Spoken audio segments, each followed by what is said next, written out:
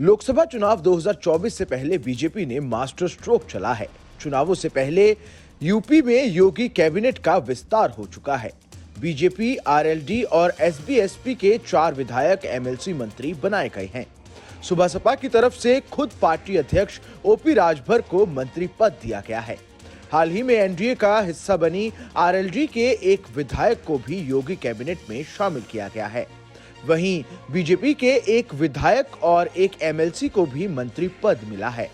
Cabinet में सुबह सपा के ओपी राजभर के अलावा राष्ट्रीय लोकदल की तरफ से अनिल कुमार और बीजेपी की तरफ से विधायक सुनील शर्मा और एमएलसी दारा सिंह चौहान मंत्री बनाए गए हैं। आइए अब आपको बताते हैं कि कैसे बीजेपी की ये चाल आने वाले लोकसभा चुनावों के लिए एक गेम चेंजर साबित हो सकती है।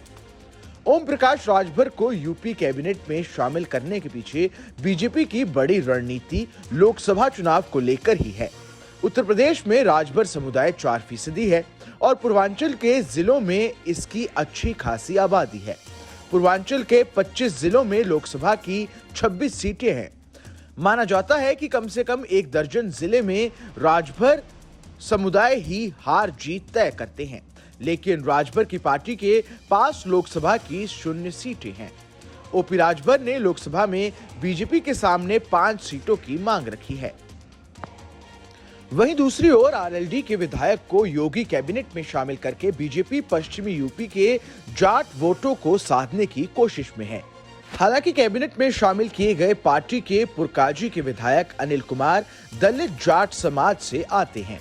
इसके जरिए आरएलडी बीजेपी गठबंधन पश्चिमी यूपी में दलित मतदाताओं को अपने साथ जोड़ सकेगी। वहीं ब्राह्मण समुदाय से आने वाले सुनील शर्मा को मंत्रिमंडल में शामिल करने के पीछे बीजेपी की बड़ी स्ट्रेटजी लोकसभा चुनाव में ब्राह्मण वोटों को पाने की है। सुनील शर्मा गाजियाबाद में बीजेपी के कद्दावर नेता हैं।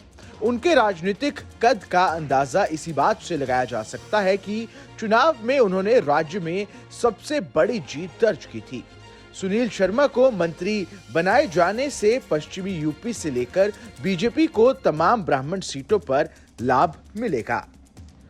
आपको बता दें कि योगी आदित्यनाथ कैबिनेट में बीजेपी की तरफ से शामिल किए गए नेता में एमएलसी दारा सिंह चौहान भी एक हैं। वो विधायक परिषद के रास्ते योगी कैबिनेट में शामिल हुए हैं। 2017 विधानसभा चुनाव में जीत हासिल करने के बाद मऊ के मधुबन सीट से वो विधायक रह चुके हैं। वहीं 2022 के विधानसभा चुनाव में दारा सिंह चौहान ने सपा के टिकट पर घोसी से चुनाव लड़ा और जीत हासिल की। हालांकि सपा को सत्ता न मिलने के बाद उन्होंने बीजेपी में वापसी कर ली थी। इस खबर में बस इतना ही। ये खबर आपको कैसी लगी हमें कमेंट कर जरूर बताएं। देश दुनिया की तमाम बड़ी खबरों के लिए देखते रहें न्यूज़ नेशन का डिजिटल प्लेटफॉर्म।